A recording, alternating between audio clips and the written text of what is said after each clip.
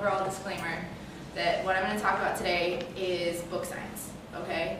Everything with nutrition is individual for the most part. So what I'm going to talk about is what you can read in a book, you get from a textbook, what's in science studies, research-based, that kind of thing. Everyone's very individual. So keep that in mind, but keep asking questions about that. So first off, we're going to talk about calorie needs. That's one of the most common questions that I get, is how many calories do I need each day? So I'll go through this basic math. I tried to keep it easy with about a 160-pound person. So we need to start with finding out how many calories you need to sustain life. So like to lie in bed and not do anything all day. Because obviously if we don't eat, we're going to die. So how much do we need just to do nothing? Brain uses fuel or heart, all that kind of stuff. So basically, rule of thumb is multiplying your weight by 10 pounds. So if you're 160 pounds, it'd be 1,600 calories per day. That then brings up the topic of whether or not you're at your ideal weight, which I get a ton of questions about. So if you're overweight, we need to take that into account. And there's some different things that I can talk about later if you guys have questions about that too. But basically, if you're at your ideal weight, that's an easy way to do it. If you're underweight, then obviously you need to add more calories too. So then we have a little bit of room to play with activity. So this is activity like working. So if you're out working on the floor, or if you're working construction, or if you're doing something sitting at a desk, you're obviously burning calories on top of what you would do if you were lying in bed, right? So again, rule of thumb, if you're very active, you're moving all day long, you're working hard, you're at 60%. So an additional 60% to what you started out with. Does that make sense? Mm-hmm. Okay. If you're moderate activity, kind of walking, moving often, which I would consider most of us doing, myself probably not included when I'm up here, but that's about 50% additional calories to be moving around. If we're sedentary, so we're sitting, we're not doing a whole lot, the rule of thumb is 30 to 40%. It still seems like a lot to be sitting around and not doing much. So I would err on the smaller or the lower side, maybe even down to 20%. So let's say we're running errands all Saturday and we're working around the house, vacuuming, yard work, all that kind of stuff. You're likely in the moderate category, so we'd add another 50% of your calories. Okay, so that's about 2,400 calories for a 160-pound person.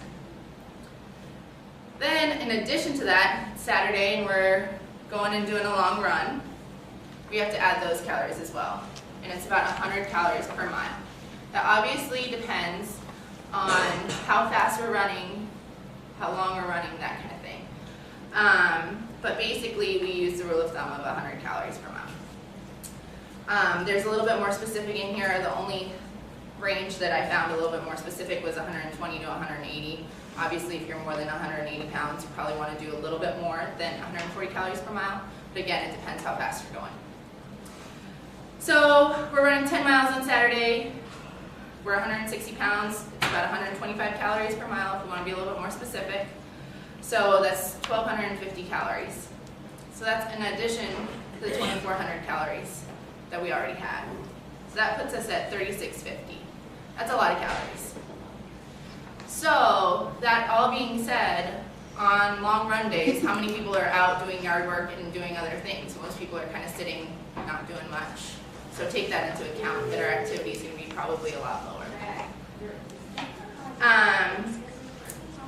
So along with knowing our calorie needs, who knows of any good resources to use for figuring out what's in food? Like how many calories is in like a burger or fries? Anyone ever looked at that stuff? Yes. Yeah. I know Cass has. Wendy's, they have it all on the wall there. Yeah. And a lot of chain restaurants are getting a lot better, like Panera and things like that, just because of regulations in other states that they have to have it posted. But there's a couple of websites that I recommend to anyone I work with, Calorie King being one of them. Have you guys ever looked at Calorie King? Anybody? No. It's super awesome. Basically, you go to the website, it has a little bubble where you type in, like for example, Arby's, chicken sandwich or whatever. It'll make a nutrition label and show you everything about that food product. It's pretty cool. Lose It, Calorie Count, MyFitnessPal, all the same thing, except for Lose It and MyFitnessPal are really good for tracking. So if you want to be more specific about what you're doing, what you're eating on a daily basis, I really recommend Lose It or MyFitnessPal. That FitnessPal has a nice phone app that is really easy to use. So does Lose It. Is it Does free? it? Yeah. Yes, they're both free. Who's on it? It's right here. Where's that? Have you been using it, Rob? Never, but I need to. He has it.